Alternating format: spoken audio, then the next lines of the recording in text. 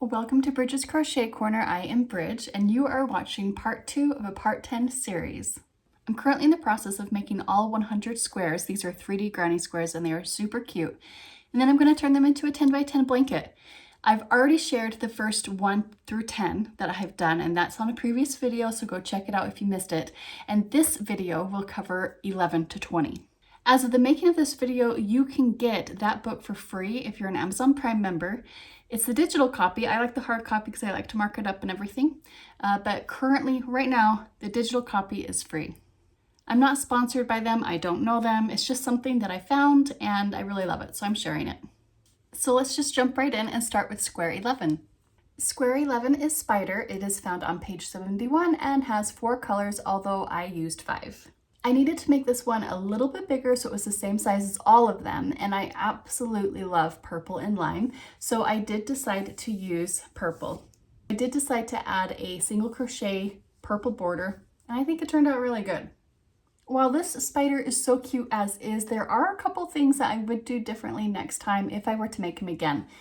In the book, they didn't use black, they used nearly black, and you can actually see some of the details of the spider better because of that.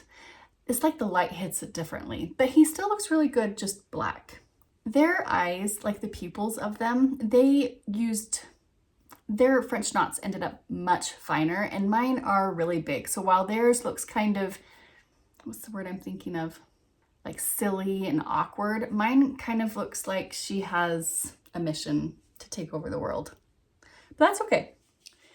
Now the back, it turned out really good. I didn't try to hide these stitches or anything, but what is so silly? Do you see? I tied in the white going this way. I don't know why I would do that. I had a perfect opportunity to just tie it in with this white right here, but I didn't, and I went that way. So, always room for improvement. Now the 3D portion of this are the legs. They stick up pretty good. Out of all the ones I've made so far, I think he has been one of your guys' favorite one, and he was one of my favorites for a long time. Square 12 is the Mandala, or Mandala. I don't know how to say that properly. After the Mandela effects, my brain cannot get it correct. Anyway, this one is really gorgeous. It's on page 91 and has 7 colors. Some of their colors were a little bit more muted than mine. I really went for bright and bold, and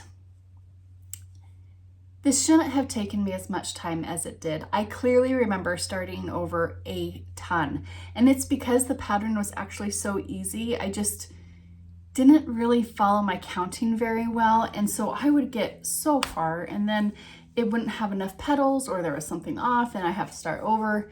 So this one turned into a labor of love, but it got done. Now the back is just as gorgeous. There are a lot of flower ones in this book, and out of all the squares, I feel like the backs of the flowers are just as beautiful as the front, and some of them I think are actually even more beautiful. So if you're making a project that you're wanting the front and the back to look good, like a blanket, these flower ones are a good place to go. After I made this, I was thinking, how could I use this in a project? And I think it would be adorable to interlock 4 together and then use it as a pillowcase, like maybe over a satin pillow, so that the white satin or whatever color the pillow is kind of pops through. And so I guess I would do 8, so 4 on the front, 4 on the back. But that would be a really beautiful project. It would look great on an outdoor chair or on the bed. So yeah. Square 13 is Pig. It is on page 39 and has 4 colors. They used a more fleshy pink, and I wanted it more kid-like, maybe more farm animal. And so I used brighter pinks. Some might even say it kind of looks Pepto-Bismol-y, but that's okay. His ears, they are not tacked down. Look how cute. Look how cute those are. And then on top of it, he has jowls. He has free-standing jowls, which I think is such a cute add-on to this. I did add a single crochet border around so that it was the same size as all the other ones. And the back, it does have some of the black from the eyes. I'll be honest, I didn't try too hard to hide it because I didn't want too much of it to pop through here, so I just let it stay on the back. And I think it looks fine. If you do some of these squares and you're like, I really don't want that, and you are doing a blanket or something that you would actively see the back, you could always do another pink circle and then tack it on the back and it would cover it. But for the purposes of this crazy blanket where it's going to be complete randomness, I think it's great. And if you noticed, I'm getting better at the French knots, which is good. Square 14 is Moon. It has 3 colors and is on page 99. And this still is one of my favorites. It is breathtaking. Now, it's not very 3D. It definitely doesn't win that, but the color combination is, I didn't change it. I used exactly what they suggested. This dark teal against the black with the pop of the yellow. If I were to do a blanket, I think I actually shared this idea on a short. This, like a deep purple, hold on, no, deeper. Ignore the spider. But this deep purple, that would also look really good instead of the teal. And you could make a blanket or a pillow or a small throw of alternating moons using the purple and this dark teal. Now, the fun thing about it is the back actually looks like a sun. So you've got the moon, you have the star, and you have the sun. I did enjoy learning how to make the star. I think that this is pretty versatile. I like to add appliques to other projects. I think it's fun to kind of put my own flavor to it. And so this is exciting that I know how to do this now and I can apply it to other projects later. I love it. Just a reminder though, when you tack on this, so this is actually so you have this yellow circle right here, and then you make a black circle, and then you make the star. So then you tack the star onto the black, and then you tack the black onto this yellow circle. So when you do that, just make sure that you're only picking up the top stitch. You're not going all the way through, and that's what's going to help you keep this really clean back. Square 15 is Penguin. It is on page 53, and it has 6 colors. I did decide to use more vibrant colors for this because it's such a cute, playful little guy. I also added this back loop single crochet border so that it was the same size as all the other squares. You might be like, why are you obsessed with that? Just some people, when they block them, they'll like stretch items so that they're the same if it's just a small stretch. But where 3D is so important with these, I'm trying my best to actually not stretch any of them because I don't want to distort any of the 3D of any of these squares. Now, a couple things that I would do differently next time. I pinned the wings way too far down. Like I pinned it to the side instead of just doing the top so like he could flap his wings. I really wished I hadn't done that.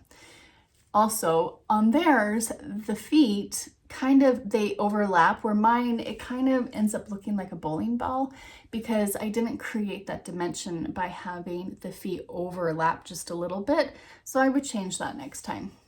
But he's still really cute. I think it would be fun to make alternating like pastel colors and then having this a themed blanket. Now the back looks pretty good. It does have a couple of the black from the eyes popping through. Again, you can cover that if you want, but I've just kind of decided I'm going to like accept it. There was something I needed to tell you. Oh, on round 6, so when you are adding the blue to this, it just tells you to add it to the stitch. And if you do that, you don't have like this raised border, which really gives good definition for the penguin. And in the picture, it does show that it has this front loop by itself. So when you're doing round 6 and you're adding this blue or whatever color you're choosing to the penguin, make sure you're doing back loop only stitches, and then you'll have that clean border. I have to change how I'm sitting again. That's fine. Oh, my foot's asleep. Oh, it's really asleep. It's okay. A square 16 is Ice Cream. It's on page 12 and has 4 colors, and it is very reminiscent of Cupcake, which I do have it here. Well, now that I'm seeing them side by side, maybe I've changed my mind. But the reason why they remind me of each other are the cherries on the top and then the frills. Both of them kind of have frills. So whatever, maybe they're not. I do love the cherry on this one. One little detail that I think would be really cute is to actually do a green stem. I know when you put cherries on ice cream, you don't leave the stem on there, but I still think it would be cute. So like from a distance, you could tell this is a cherry. I did use the same colors as the book. I do wish that I had changed some of them just so that the red from the cherry didn't quite blend with the pink of everything else. Another cute idea would be to add sprinkles, just kind of like doing little stitches throughout it, which would be really cute too. Now this one ended up a lot smaller. Let's see, how did I make it bigger? So I did with the darker pink, I did a back loop only, half double crochet, and then I followed it with a back loop single crochet with the lighter pink.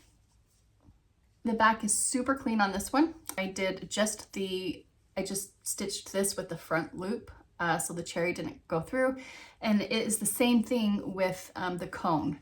So you kind of expect to see the cone on the back, but the cone is actually added after. And so you just have this simplistic circle and it makes a really clean back. Square 17 is found on page 41 and has 5 colors. I love this one. Look how 3D that nose is. And this nose is very forgiving. It has been smashed underneath things over and over and over. Like, look, it smashes pretty good. And it just, there's no stuffing in it or anything. It just is extremely forgiving and it is so cute. Not to mention these floppy ears, and I love the detail of the inner pink that is a different pink than everything else. I also want to boast a little bit. Look how good the French knots are for the eyes. It's taking time, you guys, but I am starting to get that stitch down. I don't know why it's so hard, but it is. Now on the back, you do have the black from the eyes. It's just kind of how it goes, and that's okay. This one would be super cute also with like a pastel blue or pastel purple. The mouse is one of my favorites. I say that about a lot of them. When I get all the way done with all 100, I'll have to break down my actual favorites. There's so many great patterns in this book. This one being one of them. Square 18 is lace flower. It is on page 80 and it has 4 colors. Did I add any colors? 1, 2, 3, 4.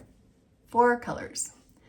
I went a completely different way with the color scheme on this. Theirs is very soft and feminine, almost like a vintage, maybe even like an antique look.